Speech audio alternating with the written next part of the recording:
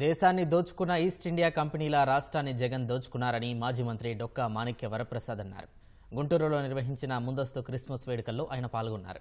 గత 5 ఏళ్ల కాలంలో క్రైస్తవుల కోసం జగన్ ఒక్క రూపాయి కూడా ఖర్చు చేయలేదని విమర్శించారు.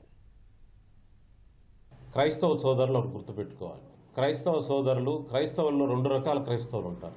ఒకళ్ళు సేవా దృక్పథంతో వచ్చి మదర్ తెరీసా లాగా గుడ్డి వాళ్ళకు సేవ చేసి తరించే మానవ హృదయాలు ఉంటారు. అదేవిధంగా ఆర్థర్ కాటన్ లాగా క్రైస్తవ దొరలు ఉన్నారు.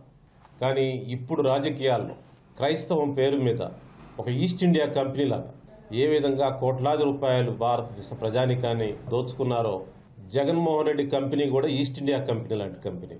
ఈ Jaganmohan Reddy east India company Christianity వేరు, రాబర్ట్ క్లైవ్, వారన్ హేస్టింగ్స్ ఇలాంటి దోపిడీ అన్నమాట.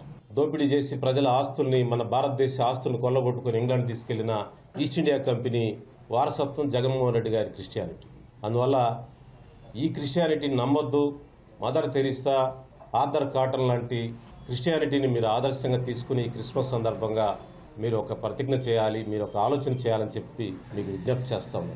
గుంటూరులో తీసుకోండి, క్రిస్టియన్ బిల్డింగ్ అంతే ఉంది. 5 సంవత్సరాల క్రితం గత ప్రభుత్వంలో తెలుగుదేశం హయాంలో ఎలా ఉందో అలానే ఉంది. అంబేద్కర్ భవన్ ₹1 ఇవ్వలేదు, నిధులు ఇవ్వలేదు. జాషువా భవన్కి ₹1 ఇవ్వలేదు.